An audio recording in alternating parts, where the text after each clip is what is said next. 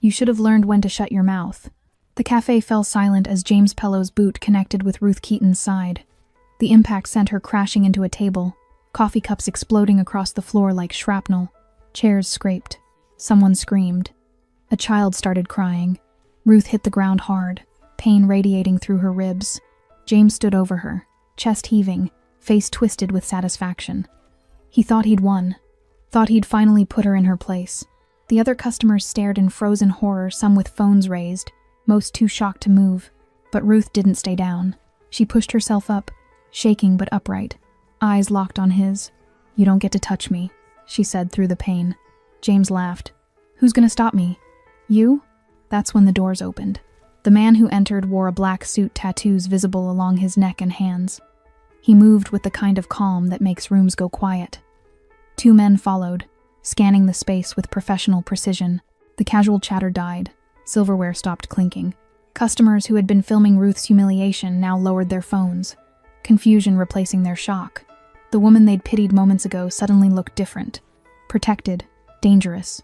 If this story pulled you in, make sure to hit that subscribe button so you never miss what's coming next. I've got another unforgettable story dropping tomorrow. And while you're here, jump into the comments and tell me where you're watching from. I love seeing our community from all around the world. All right, let's get back into it.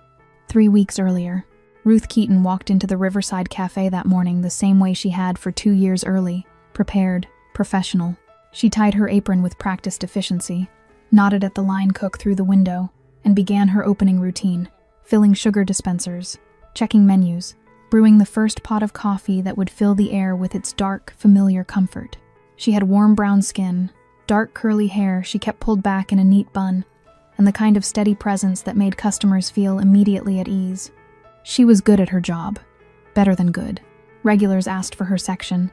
Tourists left generous tips with kind notes. She remembered orders, names, preferences.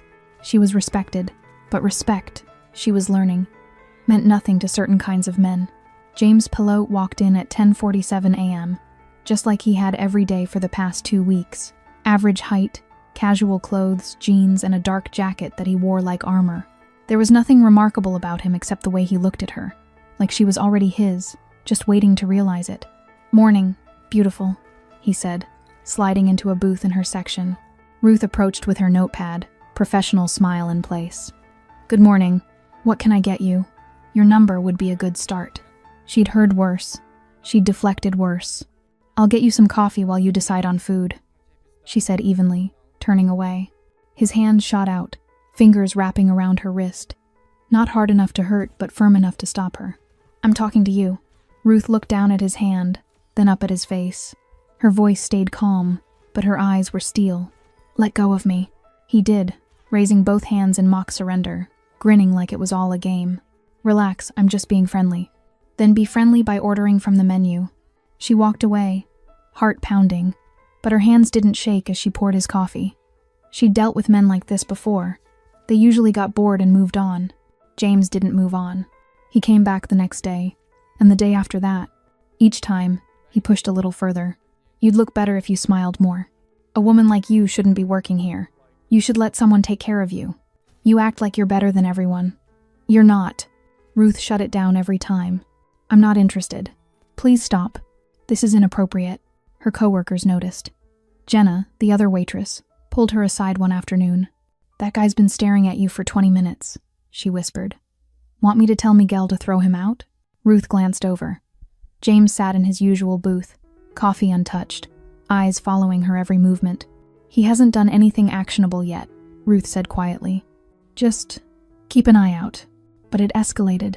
One evening, after her shift ended at 9 p.m., Ruth stepped out into the parking lot. The air was cool, the streetlights casting long shadows. She pulled her jacket tighter and headed toward the bus stop. Footsteps echoed behind her. She turned. James stood 20 feet away, hands in his pockets, smiling. "Hey," he called. "Wait up." Ruth's pulse spiked. She kept walking, faster now. "I said wait." She spun around under a streetlight, keys between her fingers like she'd been taught. "Stop following me." James laughed. Actually laughed, like she'd told a joke. "Relax. I just wanted to make sure you got home safe. It's dangerous out here for a woman alone." "I'm fine. Leave." Now, he took a step closer. You know, you'd be a lot prettier if you weren't so uptight all the time. I'm calling the police. She pulled out her phone. James raised his hands, backing away with that same infuriating grin. Okay. Jesus. Can't even be nice anymore. He walked back toward the cafe parking lot, whistling. Ruth stood there for 5 full minutes, watching until his car pulled away. Only then did her hands start shaking. The next morning, she reported it to her manager, Paul, a middle-aged man who'd owned the cafe for 15 years and prided himself on running a family establishment. Did he threaten you? Paul asked, barely looking up from inventory sheets. He followed me. He waits outside. He won't take no for an answer. But did he threaten you? Ruth stared at him. He's stalking me. Paul sighed. Look, Ruth. I get it. Some guys don't know when to quit, but he's a paying customer, and unless he actually does something, I can't just ban him. Try ignoring him. He'll probably get bored. Ruth felt something cold settle in her chest. So I just have to wait until it gets worse? I'm sure it won't come to that. It came to that. James didn't get bored. He got worse.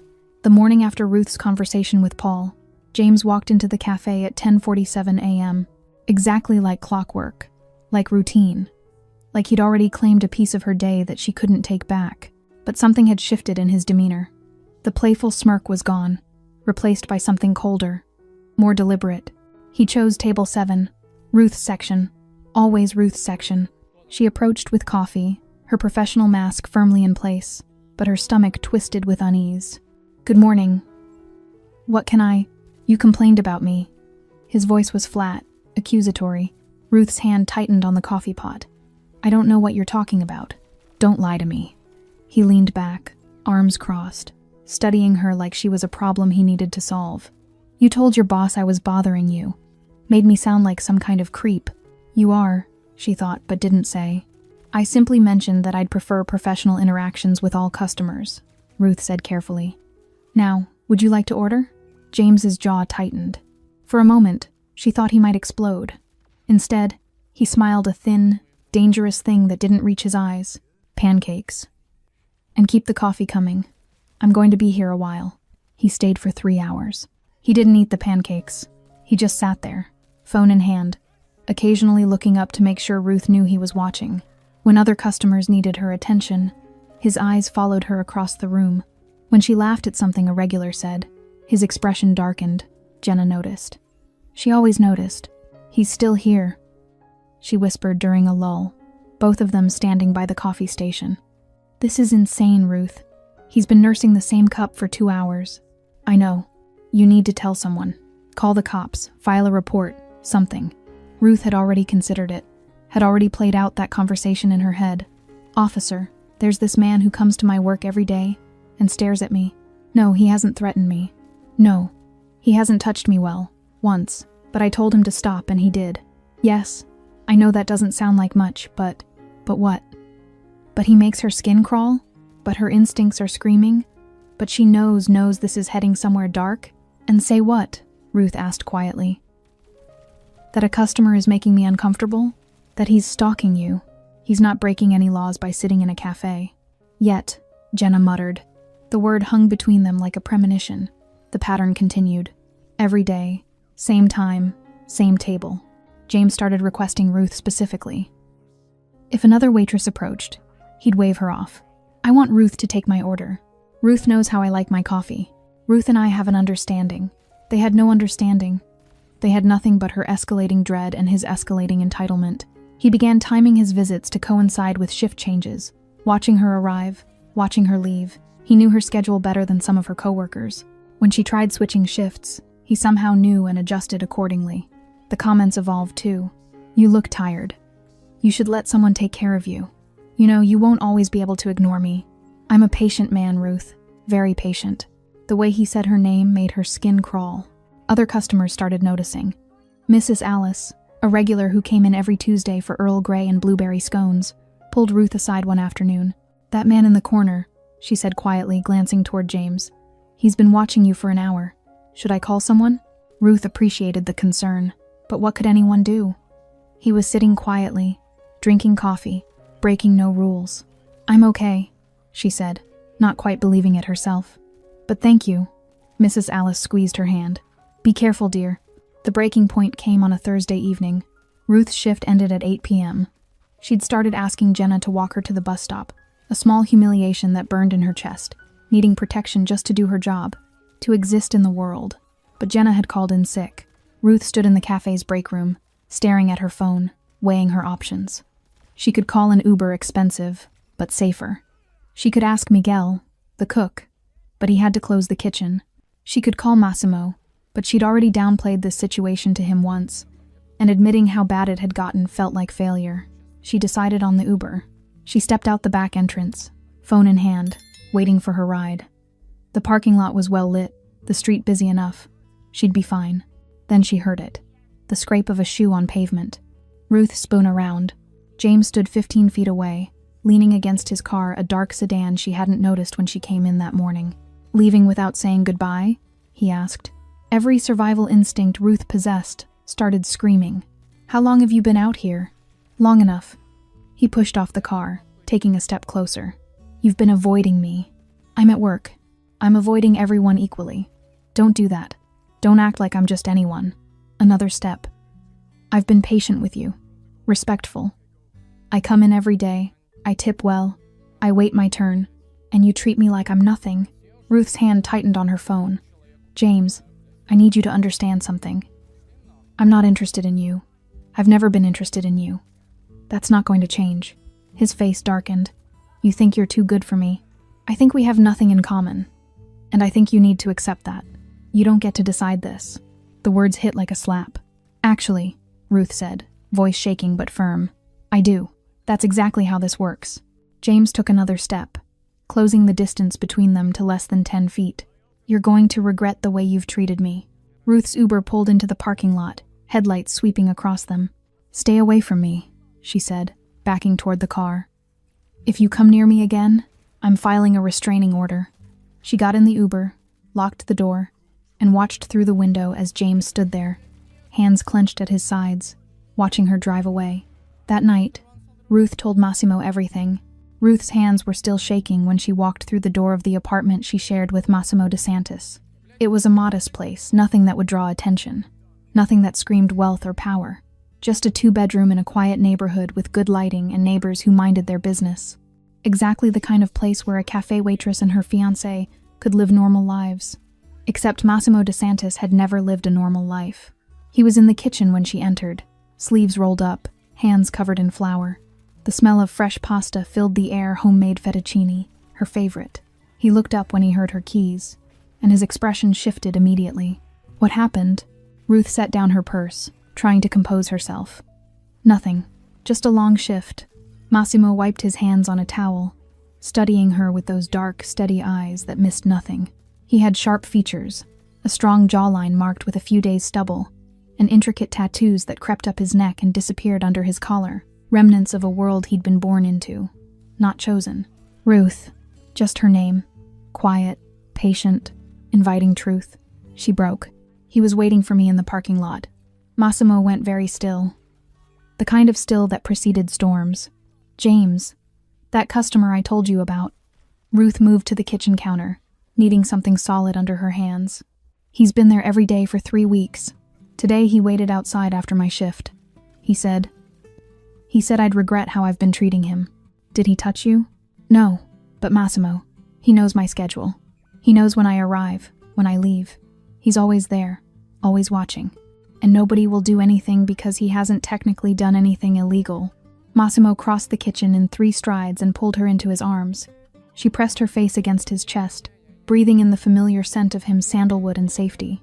I can handle this, he said quietly. I don't want you to handle it. I want to handle it myself. Ruth pulled back to look at him. I filed a verbal complaint with Paul. I told James directly to leave me alone. I documented everything. I'm doing this the right way. The right way isn't working. Not yet. But if I let you fix it your way, what does that say? That I can't stand up for myself? That I need to hide behind you? Massimo cupped her face with both hands, thumbs brushing her cheekbones. It says you're protected. There's no shame in that. There is when I'm trying to be a normal person living a normal life. Her voice cracked. I left my old life behind for a reason, Massimo. I left the chaos, the violence, the constant looking over my shoulder. I became a waitress because I wanted something simple, something mine. And now this man is taking that from me, and if you step in, then everyone knows who you're with. Ruth nodded. They'd been careful. For 2 years, they'd been so careful. Massimo kept his world separate from hers. His business, whatever it was, she knew better than to ask too many questions, never touched their home, never touched her workplace. He was just her fiancé, a man who worked in private security. Someone respectable enough to not raise eyebrows. But Ruth wasn't naive. She'd seen the way men straightened when Massimo entered a room. She'd noticed how restaurant managers suddenly found better tables when he made reservations. She'd watched strangers offer respectful nods to a man they'd never met, recognition flickering in their eyes at something she couldn't see. Massimo De Santis was someone, and that someone came with consequences. I just need a little more time, Ruth said. I'm going to file a police report tomorrow, create a paper trail. If it escalates, when it escalates. If it escalates, then we do this your way. But please let me try mine first. Massimo was quiet for a long moment, jaw tight, clearly fighting every instinct that told him to end this threat immediately. Finally, he nodded. 1 week. If he approaches you again, if he so much as looks at you wrong, we do this my way. Deal. He kissed her forehead, then her lips, gentle but possessive. You're not alone in this, he murmured against her mouth. You never have to be alone in this. I know, but part of her needed to prove she could be. That night, they ate pasta at the small kitchen table, and Massimo told her about his day in the carefully edited way he always did. Had a meeting in the city. Long, boring, too many men with opinions and not enough solutions. Sounds frustrating. It was. He twirled fettuccine around his fork. But I kept thinking about coming home to you, and it made the rest bearable. Ruth smiled despite everything. Smooth talker. Truthful talker. They cleaned dishes together, moving around each other with the practiced ease of two people who'd learned each other's rhythms. Massimo washed. Ruth dried. He told her a story about one of his men, Luca, who'd apparently locked himself out of his car 3 times in one day, and she laughed until her sides hurt. For a few hours, James Pelot didn't exist. But later, when they were in bed and Massimo's breathing had deepened into sleep, Ruth lay awake, staring at the ceiling. She'd meant what she said. She wanted to handle this herself, but a small, scared part of her wondered if she was being stubborn or smart, if insisting on independence was strength or foolishness. James wasn't going to stop. She knew that with the same certainty she knew her own name. Men like him never stopped until something made them. And the question that kept her awake, the one that churned in her stomach like poison, was, what would it take? How far would this go? How much would she have to endure before the world decided her fear was justified? She turned onto her side, watching Massimo sleep. Even in rest, there was something coiled about him. Ready, alert, dangerous when he needed to be. He'd asked her once, early in their relationship, if his world scared her. No, she'd answered honestly. The men who pretend to be good are scarier than the ones who are honest about what they are. Massimo had been honest from the beginning. He'd told her he couldn't give her a simple life, even though he'd try. He'd told her that loving him came with risks, with complications, with a target she'd carried just by standing next to him. She'd chosen him anyway. And tomorrow, she'd file that police report. She'd do everything right, everything by the book. But if it came down to it, if James pushed too far, Ruth knew exactly who would be waiting. Ruth filed the police report on Friday morning before her shift. Officer Hernandez listened politely, took notes, and gave her the same response she'd expected. Unless he threatens you directly or violates a restraining order, there's not much we can do. But this creates a record. If it escalates, come back. When it escalates, Ruth thought, remembering Massimo's words. She tucked the report number into her purse like a talisman and headed to work. The morning shift passed quietly. James didn't show at his usual time. By noon, Ruth had almost convinced herself that her confrontation in the parking lot had finally worked, that he'd realized she was serious and decided to move on. She should have known better. At 2:15 p.m., during the afternoon lull when the cafe was half empty and drowsy with post-lunch calm, the door opened. James walked in. But this wasn't the James who usually came smiling, persistent, playing at charm.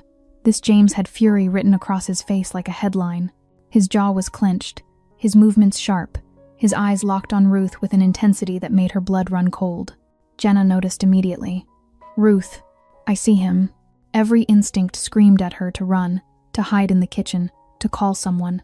But she'd spent 3 weeks refusing to be intimidated, refusing to give this man power over her space, her work, her life. She wouldn't start now. Ruth approached his table with her notepad, keeping her voice steady and professional. "What can I get you?" James didn't look at the menu. He looked at her with open contempt. "You filed a police report." Her stomach dropped. "I don't know what—" "Don't." He slammed his hand on the table, making silverware jump. An elderly couple 3 tables over glanced up nervously. "Don't lie to me." "A cop showed up at my job this morning, asked me about allegations of harassment, made me look like some kind of stalker in front of my boss." Ruth kept her expression neutral, but her heart was hammering. "I documented a pattern of behavior that made me uncomfortable. That's my right." "Your right?"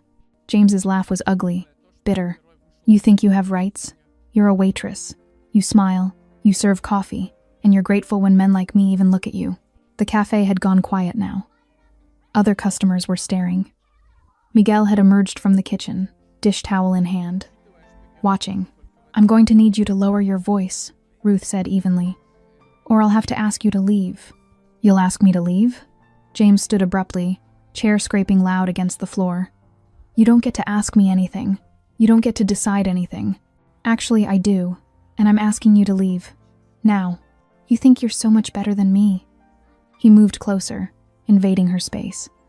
Ruth held her ground even as panic clawed at her throat.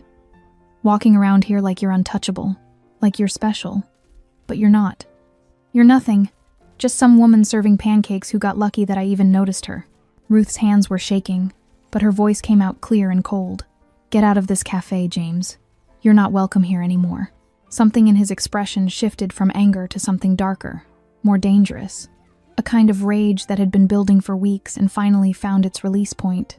"You should be grateful," he hissed, voice low and venomous. "Grateful I've been patient. Grateful I've been nice. But you had to make this difficult. You had to embarrass me. Make me look like a fool. You did that yourself." The words left her mouth before she could stop them. James's face twisted. "What did you just say?" Ruth's fear crystallized into something sharp and bright and reckless. She was tired. Tired of being afraid. Tired of being polite. Tired of managing this man's ego when he'd never once considered her humanity. "I said you did this to yourself." Her voice rang clear across the cafe. "I told you no. Multiple times. I told you to stop. To leave me alone. And you didn't listen because you don't think no applies to you. You don't think women are real people with the right to reject you. So yes, you made yourself look like a fool, because that's exactly what you are." The cafe held its breath. For a moment, James just stood there, trembling with rage, face red, fists clenched at his sides. Then he moved. "You need to learn your place," he snarled, stepping so close Ruth could smell coffee on his breath. "You need to understand that you don't get to talk to me that way. You don't get to humiliate me. Step back." Ruth's voice shook now. "Step back right now. Or what? You'll call the cops again? File another report?" He laughed, cruel and sharp. "Nobody's coming to save you, sweetheart. It's just you and me and the lesson you're about to learn." Miguel started moving toward them. Another customer pulled out their phone. Ruth stood frozen, understanding with crystal clarity that this was the moment every woman fears and prepares for. The moment when a man's entitlement meets a woman's refusal and something breaks. "Don't flatter yourself," she said quietly, desperately trying to de-escalate. "You're not worth this. Just leave, and we can forget." "Forget?" James's voice rose to a shout. "You want me to forget how you've treated me? How you made me look? You think you can just dismiss me like I'm nothing? You are nothing." The words came out hard and final. "You're a sad little man who can't handle rejection, and I'm done being afraid of you." The entire cafe was watching now. Phones were recording. Someone was definitely calling the police, and James Pellote, faced with public humiliation and a woman who refused to bow, made his choice. "You should have learned when to shut your mouth," he said. Then he kicked her. The impact came fast and brutal. James's boot connected with Ruth's side, just below her ribs, with the full force of his rage behind it. The pain was instant and blinding, a white-hot explosion that stole the air from her lungs and sent her sprawling backward. She crashed into a table. Coffee cups shattered, ceramic exploding across the floor in a spray of brown liquid and sharp fragments. A croissant tumbled, pastries scattered. Ruth hit the ground hard, her head narrowly missing the table leg, dark curls spilling across broken porcelain and spilled espresso. For a moment, there was only shock. Complete, paralyzed shock. Then the cafe erupted. A woman screamed. A child started crying. Someone yelled, "Oh my God," over and over like a mantra. Chairs scraped as people jumped to their feet. An elderly man knocked over his water glass in his rush to stand. Miguel vaulted over the counter, kitchen knife still in hand. "Call 911. Someone call 911. Jenna stood frozen by the coffee station, hand over her mouth, phone shaking in her grip. Ruth lay on the floor, curled on her side, gasping for breath that wouldn't come. Pain radiated through her torso in waves. Her uniform was soaked with coffee, her hands bleeding from where she'd tried to catch herself on broken ceramic. Above her, James stood breathing hard, fists still clenched, face flushed with adrenaline and something that looked almost like satisfaction. "That's what you get," he panted. "That's what happens when you don't know your place." Nobody moved. They just stared at him, this man who'd just assaulted a woman in broad daylight, in front of dozens of witnesses, and seemed to feel justified doing it. Ruth pushed herself up on trembling arms. Every breath was agony. She could feel bruising already forming, ribs screaming in protest. But she didn't stay down. She wouldn't stay down. Using the overturned table for support, Ruth pulled herself to her knees, then slowly, painfully, to her feet. Coffee dripped from her clothes. Blood ran from cuts on her palms. Her vision swam, but she locked her eyes on James's face. "You don't get to touch me," she said, voice hoarse but steady. James laughed, actually laughed, as if she'd told a joke. As if her defiance was amusing rather than dangerous. As if this was all still a game he was winning. "Who's going to stop me? You?" He took a step toward her, emboldened by his own violence. "You think anyone here cares about you? You're just..." The door opened. The sound cut through the chaos like a knife. Everyone turned. Massimo DeSantis stood in the doorway, backlit by afternoon sun, wearing a black suit with no tie. His collar was open, revealing tattoos that wound up his neck like vines dark ink on olive skin. His expression was utterly calm, but there was something in his eyes that made the temperature in the room drop 10 degrees. Two men flanked him. One had a neatly trimmed beard and wore a dark suit that fit too perfectly to be off the rack. The other was taller, broader, with scars visible on his knuckles where his hands hung loose at his sides. They didn't rush, they walked. The crowd parted instinctively, creating a path through the cafe like Moses and the Red Sea. Massimo's eyes swept the scene in seconds. The broken dishes, the terrified customers, Ruth bleeding and bruised against the table, and James standing over her like a hunter over prey. His jaw tightened almost imperceptibly. That was the only sign of emotion. He crossed the cafe in measured strides and went directly to Ruth, kneeling beside her without acknowledging James at all. "Are you hurt?"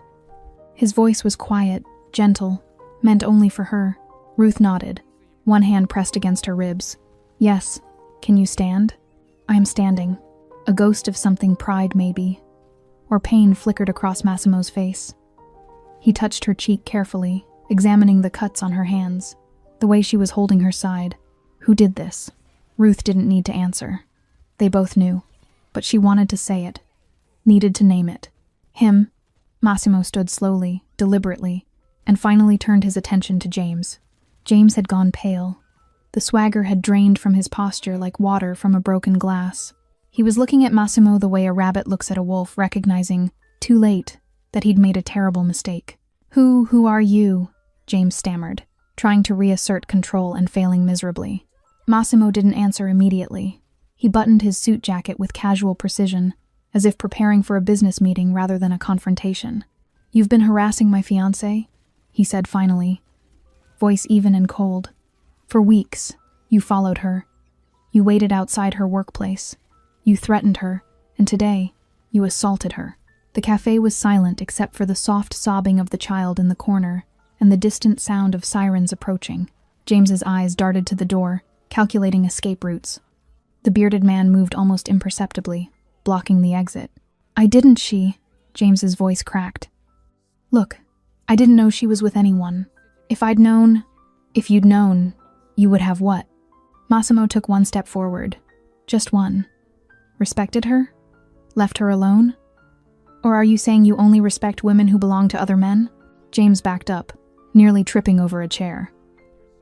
I didn't mean it's not like that. Then what is it like? Someone in the back whispered a name. DeSantis.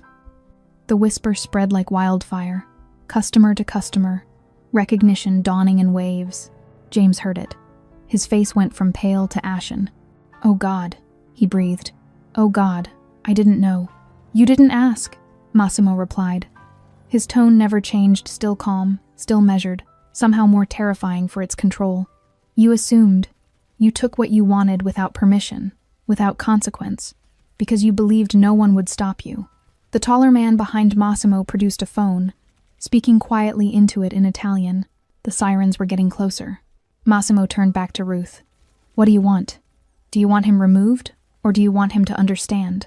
Ruth looked at James, this man who'd made her afraid, who'd stolen her peace, who'd convinced himself his desires mattered more than her humanity. She met Massimo's eyes. "I want him to understand." Massimo nodded once, a silent acknowledgement of Ruth's choice.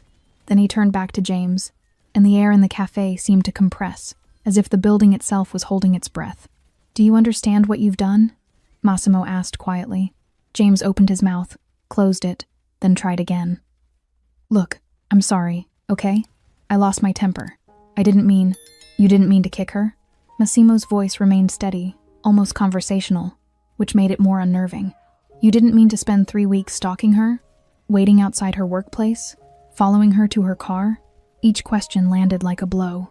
James's eyes darted around the cafe, looking for allies, for escape, for anything that might save him. He found only frightened faces and recording phones. "I didn't know she was your..." James stopped himself, realizing too late how that would sound. "My what?" Massimo tilted his head slightly. "My fiancé? My woman? Say it. Tell everyone here what you were going to say." James's throat worked, but no words came out. "You were going to say that if you'd known she belonged to someone, you would have left her alone." Massimo took another step forward.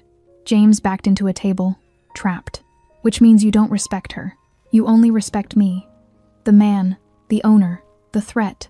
That's not I didn't mean, but she told you no." Massimo's voice dropped lower, forcing everyone to strain to hear. "She told you no 17 times. She told you to stop, to leave her alone. She told you clearly, repeatedly, in every way a person can communicate unwillingness, and you ignored all of it, because what she wanted didn't matter to you." The bearded man, Luca. Ruth remembered Massimo mentioning him, moved to stand by the door. Not blocking it. Exactly. Just present, watchful. Miguel had lowered the knife but hadn't moved. Jenna had stopped recording but held her phone like a weapon. The sirens were close now, maybe 2 blocks away. "Here's what's going to happen," Massimo said, speaking to James but loud enough for the entire cafe to hear. "You're going to apologize to Ruth. Not to me. To her. You're going to look at the woman you assaulted and acknowledge what you did." James's eyes flickered to Ruth, then away. "I'm sorry." "No." Ruth's voice cut through the space, stronger now despite the pain. She pushed away from the table, standing fully upright, even though it made her ribs scream. "Look at me when you apologize." James flinched. Actually flinched. "Look at her." Massimo's words were precise, leaving no room for negotiation. Slowly, James raised his eyes to Ruth's face. What he saw there clearly unsettled him, not fear or tears, but cold, unwavering judgment. "I'm sorry," James said again, voice shaking now. "For what?" Ruth asked. For hitting you." "Kicking me," Ruth corrected. "You kicked me. Say it." James swallowed hard. "For kicking you." And his face crumpled slightly. "For following you. For not listening when you said no." Ruth didn't smile, didn't soften. She just nodded once, acknowledging that he'd finally said it. But she wasn't done. "You know what the worst part is?" she said quietly. "It's not even the kick. It's that you spent weeks convincing yourself you were the good guy, that I was the problem for not being flattered by your attention, that my boundaries were obstacles to overcome instead of lines you had no right to cross." James looked down at his feet. "Look at me," Ruth commanded, and he obeyed. "You're not sorry you did it. You're sorry there are consequences." The truth of it hung in the air like smoke. Massimo moved then, stepping between Ruth and James with protective instinct. "The police are 30 seconds away," he said calmly. "They'll arrest you for assault.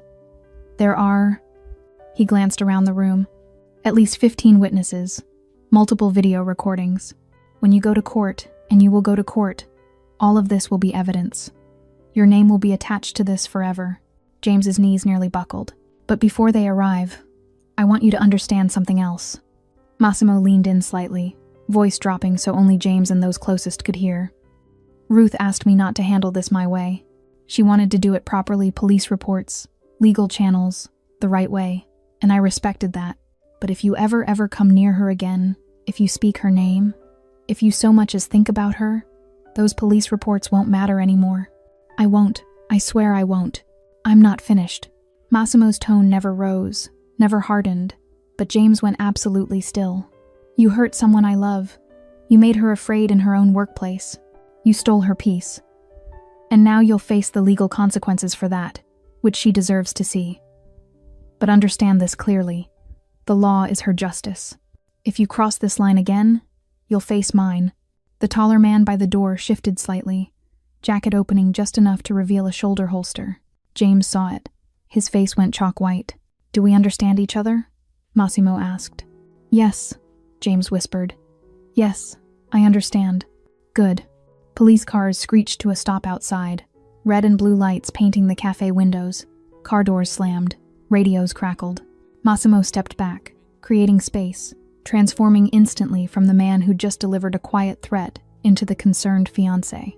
She needs medical attention, he called to the officers as they entered, weapons drawn, trying to assess the chaotic scene. She was assaulted. He kicked her. Massimo pointed at James without looking at him. Multiple witnesses, multiple recordings. Officer Hernandez was first through the door, the same officer who'd taken Ruth's report that morning. Her eyes widened when she saw Ruth's condition, then narrowed when she recognized James. Ma'am, are you hurt? Hernandez approached carefully. Yes, Ruth said. He kicked me. I think my ribs might be bruised or cracked. Don't move. We're calling an ambulance. Hernandez turned to her partner. Cuff him. James didn't resist as the second officer grabbed his arms, reading him his rights in a steady monotone that felt surreal against the backdrop of everything that had just happened. As they led James toward the door, he looked back once at Ruth. She didn't flinch, didn't look away. She wanted him to see her standing. The door closed behind them, sirens fading as the police car pulled away. Only then did Ruth's knees weaken.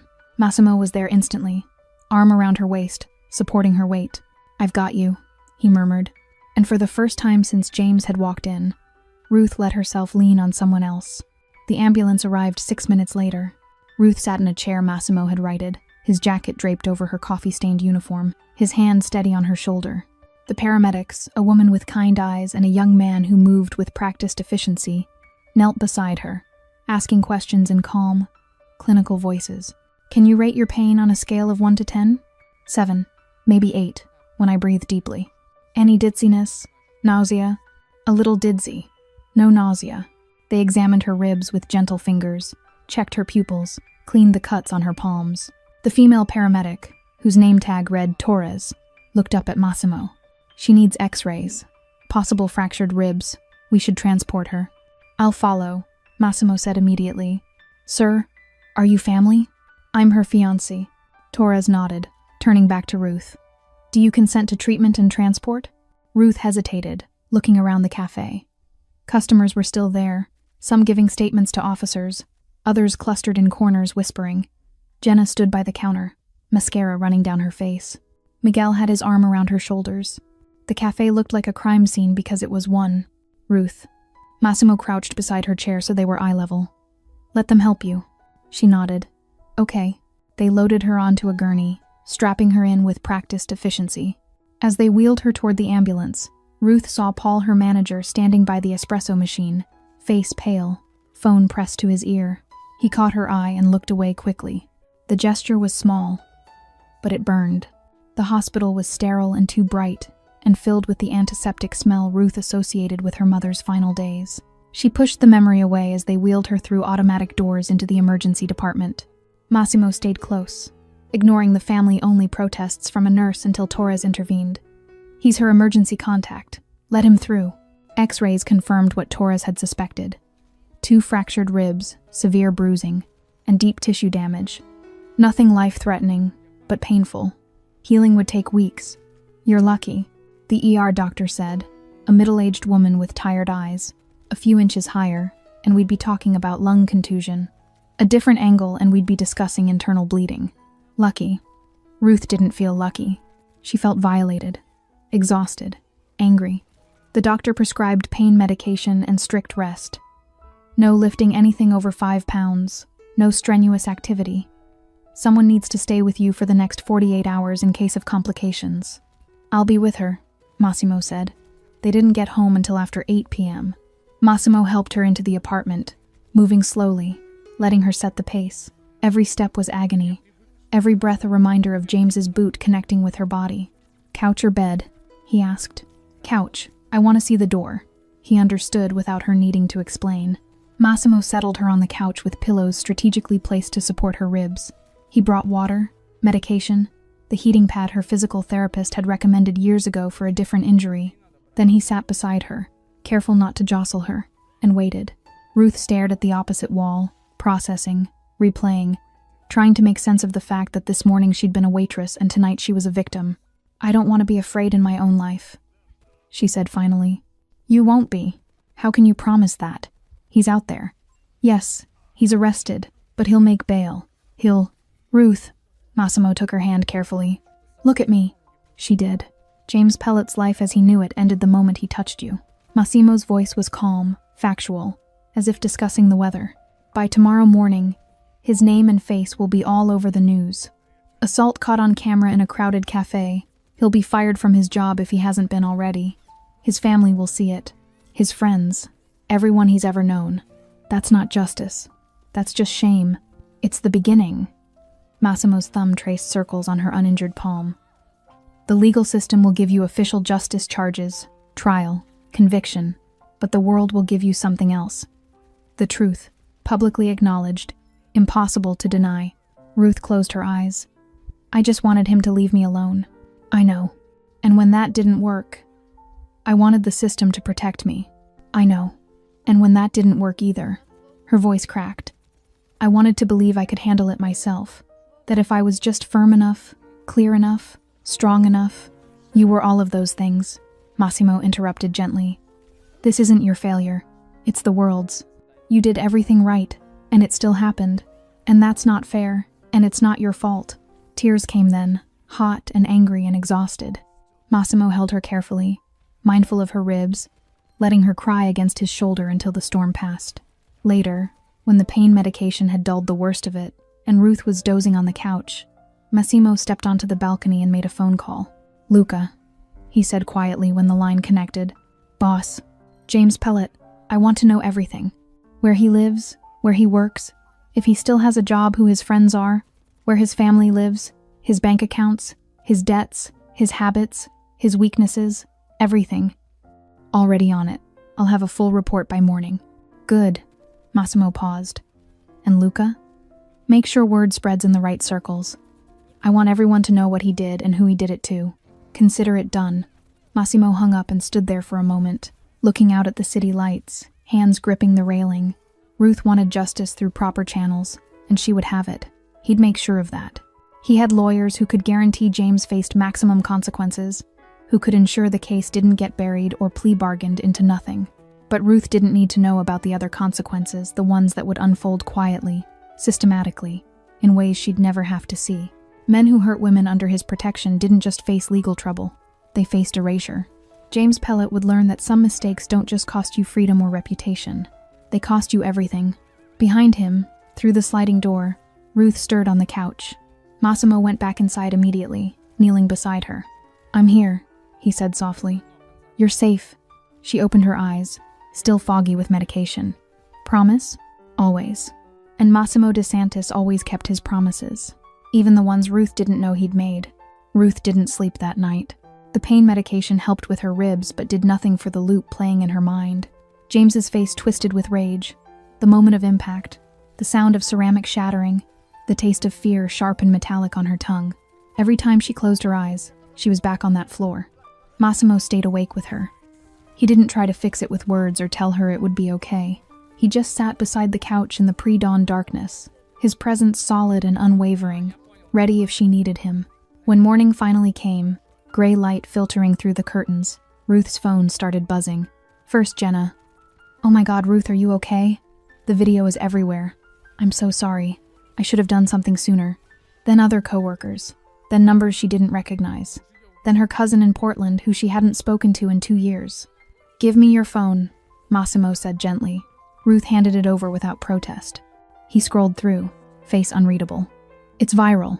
The video. Someone posted it, and it spread." "What video?" "The cafe. Everything. James kicking you. What he said before. Me arriving. All of it." Ruth's stomach clenched. "How many people have seen it?" Massimo hesitated.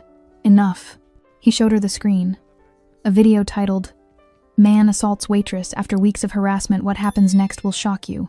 Had 3 million views and climbing. The comments were a mixture of outrage, support, and the predictable victim blaming that made Ruth's skin crawl. She should have been nicer to him. What did she do to make him so angry? This is what happens when women think they're too good for regular guys. But mostly, I hope she's okay. I hope they throw him in jail forever. I hope she knows she did nothing wrong. Ruth set the phone down, hands shaking. "I didn't want this. I didn't want to be a spectacle. I know. I wanted to handle it quietly, professionally, the right way, and now I'm entertainment. People are watching the worst moment of my life for fun." Massimo moved to sit beside her carefully. "They're also watching a woman refuse to stay down. They're watching you stand up to him even after he hurt you. That matters. Does it? Because right now it just feels like I'm being punished twice. Once by James, and once by everyone who gets to replay my trauma whenever they want." She wasn't wrong. Massimo knew she wasn't wrong. But before he could respond, there was a knock at the door. 2 detectives stood in the hallway, a woman in her 40s with sharp eyes and a younger man who looked apologetic just for existing. "Miss Keaton?" "I'm Detective Rivera. This is Detective Park. We need to take your statement about yesterday's incident." Ruth invited them in, moving slowly, every step a reminder. They sat at the kitchen table, recording device between them, and walked Ruth through every detail. When James first appeared, what he said, how many times she'd rejected him, the parking lot confrontation, the final altercation. "Why didn't you call the police before yesterday?" Detective Park asked. "I did," Ruth said firmly. "I filed a report Friday morning. Officer Hernandez took my statement. I was told there wasn't much that could be done unless he escalated." Rivera made a note. "And your manager? Did you report James's behavior to management?" "Yes, Paul Anderson, the owner. He said James was a paying customer, and unless he actually threatened me, he couldn't ban him." "Even though he was harassing you?" "Even though." Rivera's jaw tightened slightly. "We'll be speaking with Mr. Anderson." They asked about Massimo next carefully, professionally, but with an edge of suspicion that Ruth recognized immediately. "Your fiancé arrived very quickly after the assault. How did he know to come?" "I texted him during my break that James was acting agitated," Ruth said, which was partially true. She'd texted Massimo that morning saying she had a bad feeling, and he'd promised to check in around 2 p.m. He was already on his way when it happened. "And the 2 men with him?" "Business associates. Massimo works in private security." It wasn't technically a lie. Everything Massimo did was, in a sense, security. Just not the kind these detectives would find in any legitimate database. Rivera studied her for a long moment, then nodded. "James Pellet was arraigned this morning. The DA is charging him with assault and battery, criminal harassment, and stalking. Given the video evidence and witness statements, they're confident about conviction." "What about bail?" Ruth asked. "Set at $50,000. He posted it an hour ago." The room went cold. "He's out?" Ruth's voice came out small, childlike. "He's already out? With conditions?" Detective Park added quickly. "No contact order. He can't come within 500 feet of you, your workplace, or your residence. If he violates it, he goes straight back to jail."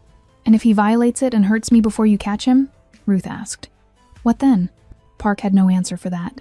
After they left, Ruth sat at the kitchen table staring at nothing. Massimo was on the phone in the bedroom, voice low and rapid in Italian, making arrangements she didn't want to know about. She thought about James out there somewhere, free, angry, humiliated. She thought about the video circulating, her face frozen in pain for millions to see.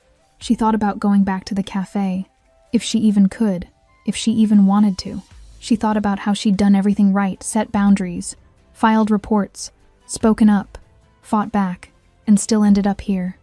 Injured, exposed, afraid. Massimo emerged from the bedroom. Luca's outside. He'll be there overnight, every night, until the trial. You won't see him, but he'll be there. You're having me watched. I'm having you protected. There's a difference.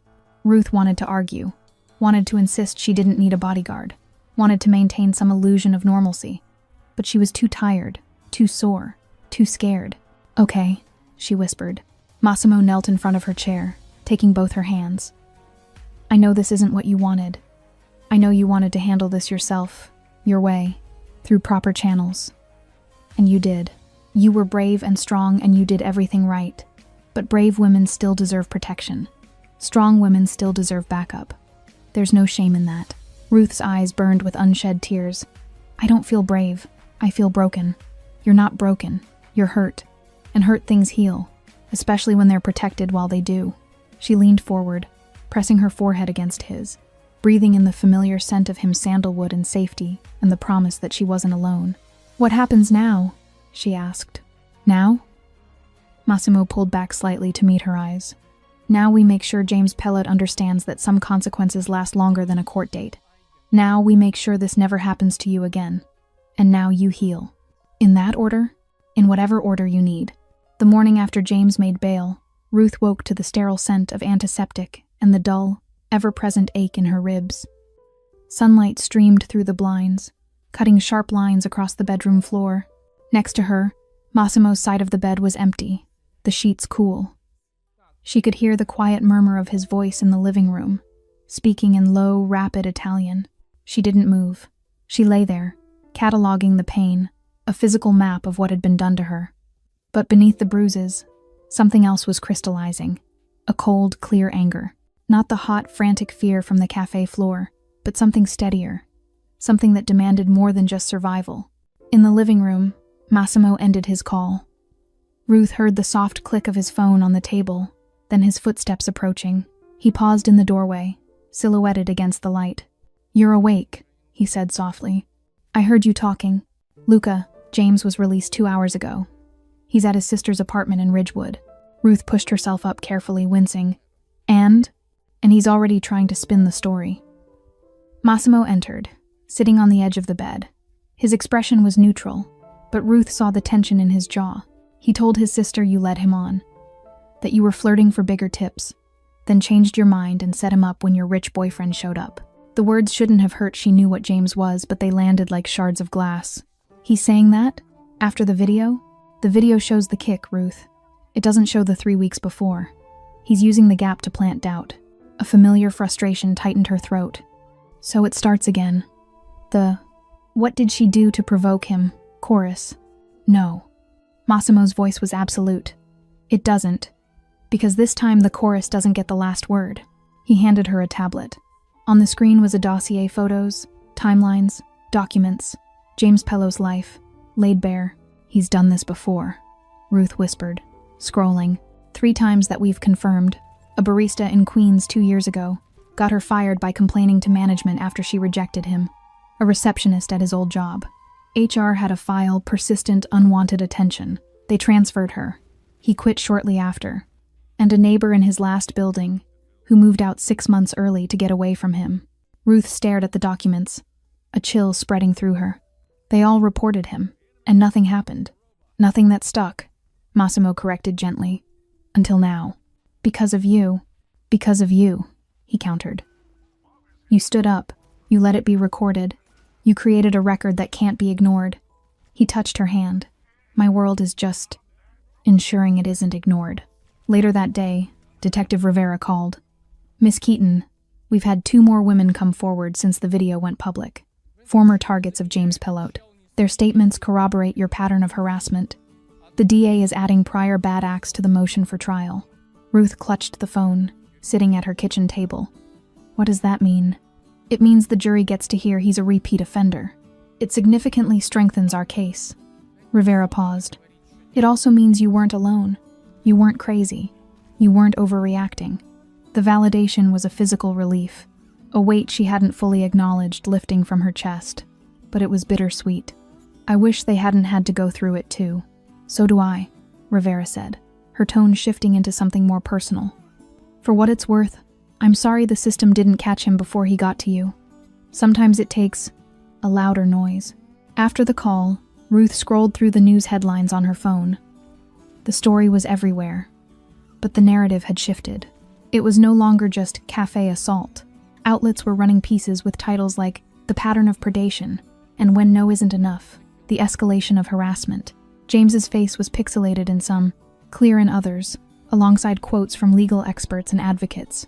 He was becoming a case study, a symbol. Ruth knew that on some level, it was justice, but it also felt strangely disembodying. She was the victim at the center, yet the story was growing beyond her. She was glad for the shift, glad people were talking about the before and not just the explosive after. But she missed being just Ruth, the woman, not the example. Massimo seemed to understand without her saying it. He didn't flood her with clippings or talk strategy. He simply asked, "What do you need today?" "I need to not feel like a prisoner in my home," she said. So he took her for a drive. Not anywhere in particular, just through the city with the windows down, Luca following discreetly 2 cars back. They didn't talk much. Ruth watched the city pass by people living normal lives, unaware of the tremors in hers. "He tried to call his boss today," Massimo said after a long silence, his eyes on the road. To explain, the call was short. He was fired. Within minutes of the video trending, his corporate HR department issued a statement condemning violence against women before his bail was even processed. Ruth absorbed this. So he's lost his job, his reputation, he's facing trial. That's a lot. "It's the consequence of his choice," Massimo said, his voice leaving no room for pity. "Is it enough?" The question slipped out, raw and honest. Massimo glanced at her. "Do you want it to be?" She thought about it. Thought about the fear in the parking lot, the dread every morning walking into work, the searing pain of the kick. "I want him to understand, truly understand, that he is not the victim, that his pain is the result of his actions, not my refusal." She looked out the window. "I don't know if losing everything teaches that lesson, or just breeds more resentment. Then the law will teach it," Massimo said. "And if the law fails, the world has. And if the world forgets." He didn't finish. He didn't need to. The next stop was unexpected. Massimo pulled up outside a modest brick building a women's crisis center. Ruth looked at him, confused. "You said the system failed you," he said simply. Luca did some digging. "This place is underfunded. They help women file restraining orders, navigate the courts, find safe housing. They could use a significant donation. Anonymous if you prefer." Ruth stared at the building, emotion swelling in her throat. This wasn't retaliation. This was redirection, taking the poison of her experience and trying to create an antidote for someone else. "You're trying to fix it," she whispered. "I'm trying to honor how you wanted to handle it," he corrected. "Through channels, through support, making the system work better for the next woman." He looked at her. "This is your call, Ruth, not mine." She thought of the dossier, of the other women who had been ground down by James's persistence and a system's indifference. She thought of Jenna, of Mrs. Alice, of all the people who had seen something but felt powerless. "Make the donation," she said, her voice firm, "but not anonymous, in the name of everyone who said no and wasn't heard." That evening, as dusk settled, Luca called. Massimo put it on speaker. "He's packing." Luca's voice came through, clear and detached. His sister asked him to leave. Landlord of his old place won't take him back. He's trying to crash with a friend from college. But the friend saw the news. Said no. He's sitting in his car outside a motel on the highway. He looks unraveled. Ruth pictured it. James, alone in a cheap sedan, his life compacted into a duffel bag, doors closing everywhere he turned. She waited for the surge of satisfaction. It didn't come. Instead, she felt a profound, weary sadness. "He did this," she said, more to herself than anyone. "He built this cage." "Yes," Massimo agreed, watching her. He did. The final beat came just before midnight. An email alert popped up on Ruth's laptop, a notification from the court. She opened it with trembling fingers. It was a copy of a motion filed by James Pellet's new, court-appointed lawyer. A motion to seek a plea deal. The proposed offer, Guilty to felony assault and criminal harassment. No contact with Ruth Keaton for life. Mandated enrollment in a behavioral correction program. A public apology, dictated by the court. He was folding. The man who wouldn't take no for an answer was finally saying yes to consequences. Ruth read it twice, then closed her eyes. The legal machinery was grinding forward, efficient and cold. It would likely be accepted. There would be no dramatic trial, no cathartic confrontation on a witness stand. Just paperwork and a cell. It felt anticlimactic. It felt right. Massimo read the motion over her shoulder. It's a good deal. For you, it guarantees he's branded a felon. It guarantees he stays away. It's over. Is it? Ruth asked, the echo of James's voice. You'll regret this, still a faint whisper in her memory. Massimo turned her chair to face him, his hands on her shoulders. The threat is over. The fear. That may take time, but you don't have to do it looking over your shoulder. That part is finished. He was right. This was the reckoning. Not a violent showdown in the shadows, but a slow, inexorable collapse in the light. James was being dismantled by the very world he thought would excuse him by employers, by family, by the law, by public opinion. Ruth stood and walked to the balcony, looking out at the city's glittering grid. The cold air soothed her bruised skin. She thought of the donation to the crisis center, of the other women finding their voices, of the next James Pellet who might think twice. The reckoning wasn't just for James. It was for every silence he'd counted on. And in the quiet of the night, with the city humming below and Massimo a steady presence behind her, Ruth let herself believe that maybe, sometimes, a reckoning could feel like a beginning. 4 weeks later, Ruth walked into the Riverside Cafe at 7 a.m. She didn't have to. Massimo had made it clear with the settlement from the civil suit against James and the cafe's ownership. She never had to work another day if she didn't want to. But this wasn't about money. It was about territory. About reclaiming the ground where she had been made to feel small. The bell above the door chimed the same familiar note. The smell of fresh coffee and baking pastry wrapped around her. A scent that had once meant comfort, then fear, and now, something else entirely. The cafe was different. Paul was gone. Sold the business to a local family who had read the news and made their first order of business a complete staff policy overhaul. Miguel was now the general manager. Jenna was head waitress. And at the host stand, a new sign stood prominently. We reserve the right to refuse service to anyone. Harassment of our staff will not be tolerated. Your coffee is welcome. Your entitlement is not. Jenna looked up from wiping the counter. For a second, she just stared, her eyes wide. Then she dropped the rag and rushed over, wrapping Ruth in a careful, gentle hug. You're really here, Jenna whispered, her voice thick. I'm really here, Ruth said, and found she meant it. The morning rush was a quiet symphony of normalcy. Regulars did double takes when they saw her, their expressions cycling through surprise, concern, and then, warmly, respect. Mrs. Alice, at her usual Tuesday table, simply reached out and squeezed Ruth's hand as she passed, saying nothing. Nothing needed to be said. Ruth didn't wait tables. Her ribs were still tender, her energy limited.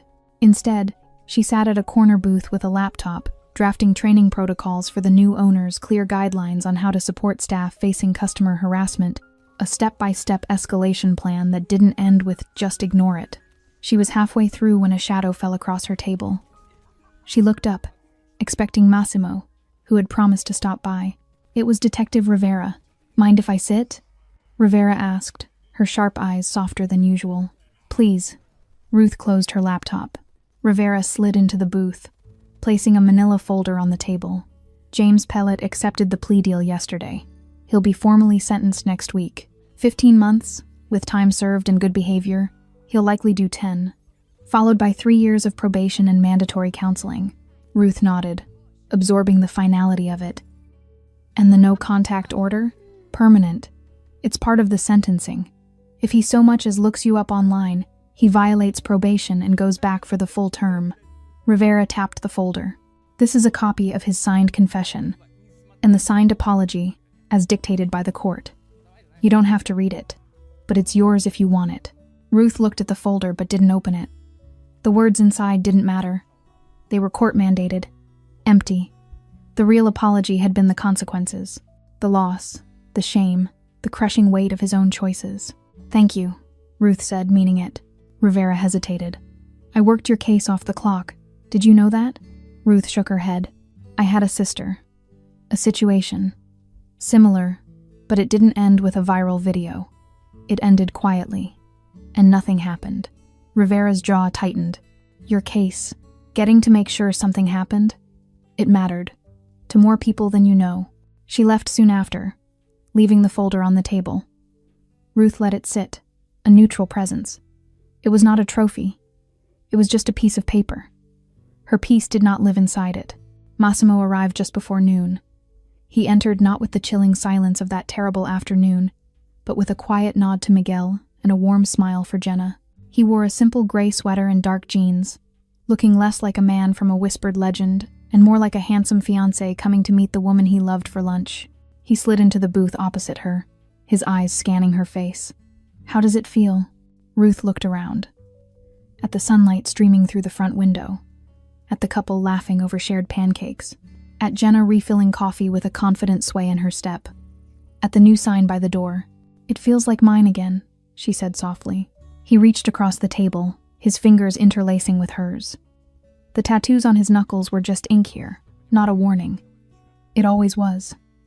He was just a squatter in your space. They ordered lunch. Ruth had the tomato soup. Massimo had the turkey club. It was mundane. It was perfect. As they ate, he told her about the crisis center. The donation had been received with stunned gratitude. They were renaming their legal advocacy program in honor of the contribution. They'd asked for a name. What did you tell them? Ruth asked. I told them I'd ask you. She thought for a moment, watching a young waitress new. She didn't know her firmly but politely shut down an overly flirtatious customer at the counter. The customer shrugged, smiled, and turned back to his newspaper. No argument, no escalation. The Keaton Protocol, Ruth said finally, for clear, escalating responses to harassment. So no one has to invent the wheel while they're scared. A slow, proud smile spread across Massimo's face. I'll let them know. Later, as they prepared to leave, Miguel approached, looking nervous. Ruth, before you go, the staff, we didn't do enough. We saw it and we let it become normal. I'm sorry. Ruth looked at him, the tough-line cook who had vaulted the counter with a knife to defend her. You did enough when it counted most, Miguel.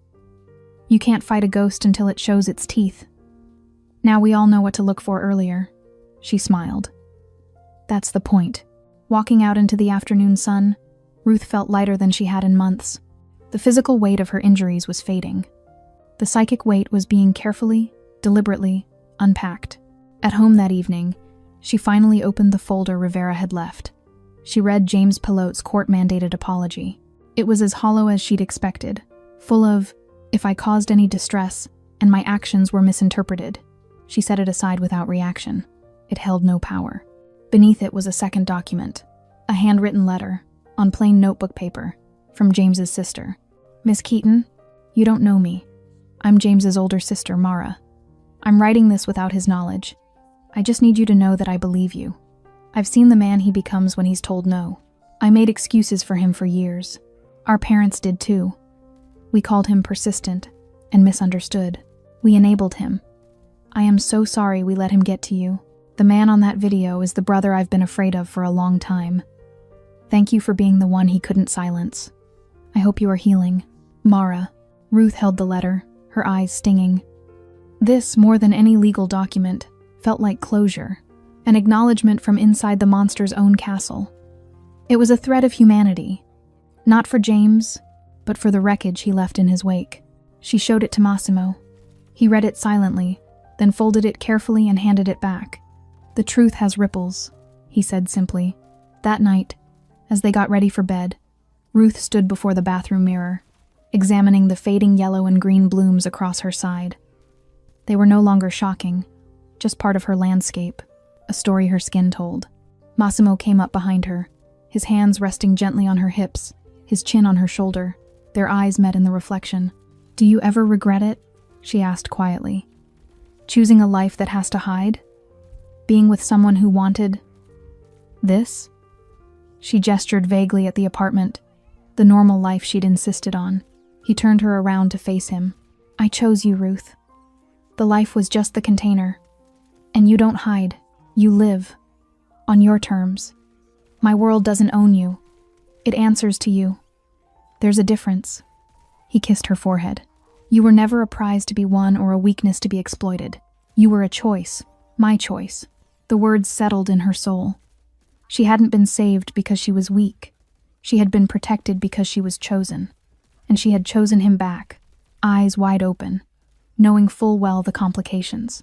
Their love was not a sanctuary from the world. It was a fortress they built together, facing outward. She took his hand, leading him to the bedroom. Not in desperation, not in search of comfort, but in affirmation. This was her life. Bruised but healing. Complicated but hers.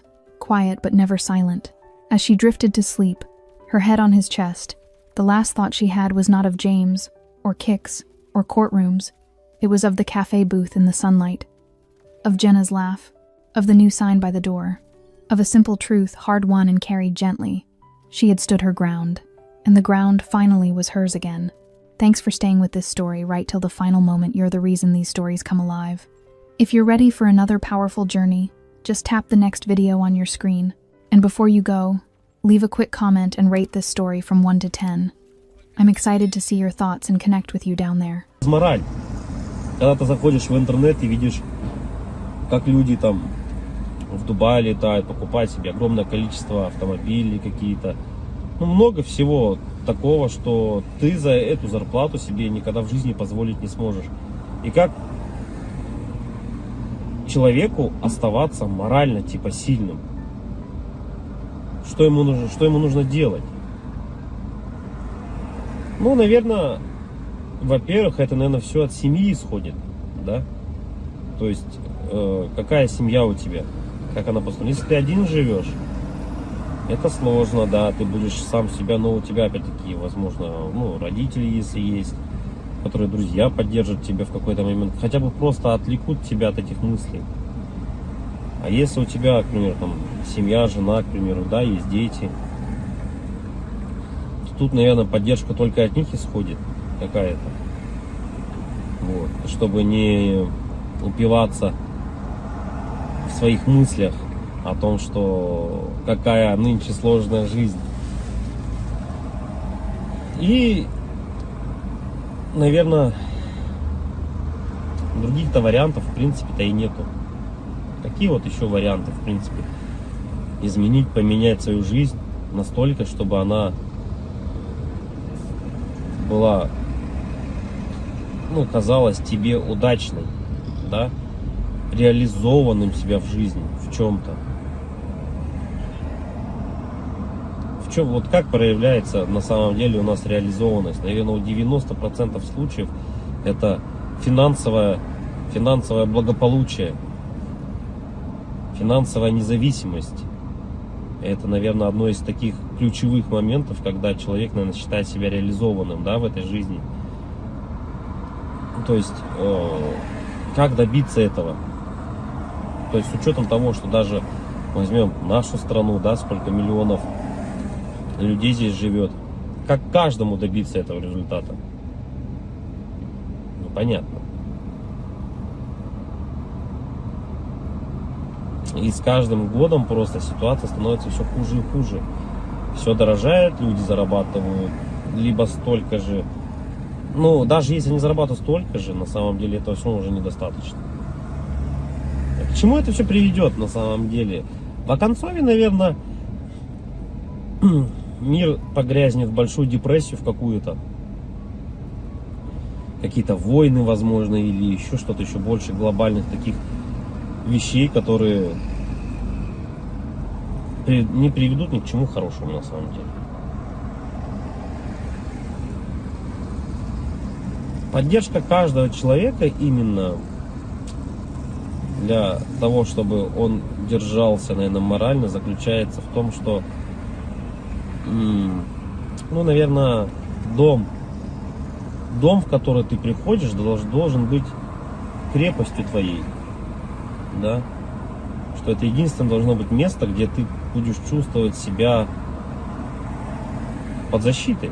Для этого было придумано, наверное, своя пещера изначально, потом свои какие-то чумы, палатки различные, да, потом все это превратилось, на данный момент это у нас дома, квартиры, которые мы приходим и должны ощущать себя в безопасности. Чтобы можно быть немного морально расслабленным с учетом того, что ты выходишь каждый день на работу, на улицу, и все равно давление вот это вот, оно все равно присутствует. Когда ты заходишь в магазин, видишь цены эти, да, и так далее, не можешь себе что-то там приобрести, позволить на ежедневной основе, это откладывает большой, наверное, отпечаток. Не, наверное, а точно. И поэтому, когда возвращаясь домой, ты чувствуешь, вот хотя бы есть типа уголок того места, куда ты можешь прийти.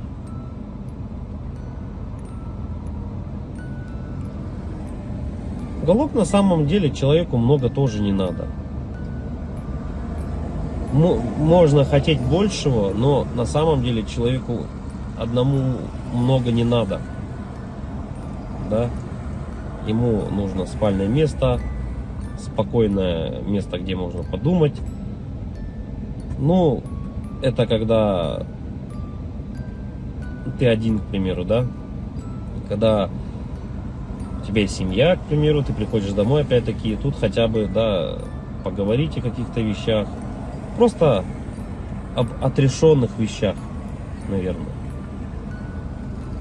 И, возможно, при этих же условиях у тебя и появляется какая-то дополнительная мотивация для реализации себя. А когда у тебя нету ничего, вот это уже становится проблемой. И это у многих на самом деле. Что значит не иметь ничего?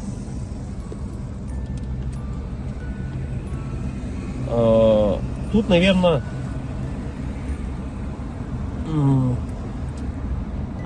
самое главное, дизмораль у человека еще возникает при том, что это уже, наверное, где-то в глубине души даже она возникает при даже хорошей финансовой подушке такой, которая у тебя есть, хороших финансовых деньгах, да, то есть, но нету вот внутреннего ощущения, к примеру, дружбы, семьи, любви и так далее. Это уже отдельно на самом деле разговор, потому что мы, вот, к примеру, можем взять, как сейчас вот Новстрой, если кто-то смотрит, насколько тяжело обладать такими финансами и не иметь, по сути, ничего. Ни друзей, ничего не иметь. Так главное это получается для бедных главное деньги, для богатых главное какое-то внутреннее ощущение нужности, не из-за денег. Вот такое вот.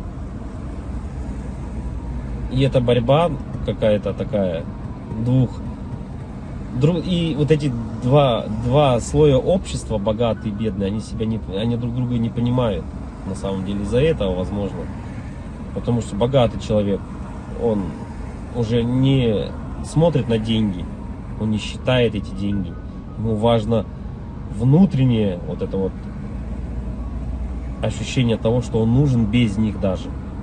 Это как Тони Старку сказали, а кто ты без костюма? На вот это, я филантроп, тудым-сюдым, он сказал, да? Так и человеку, у которого много денег, ты задашь вопрос, а кто ты без денег?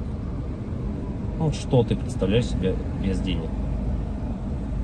Вот и это, наверное, возможно, таких людей богатых, как вот, например, там, Новстрой, задав ему этот вопрос, а кто ты без денег? Он на него ответить-то и не сможет. Обратная сторона людей бедных, да, вот если мы посмотрим, человеку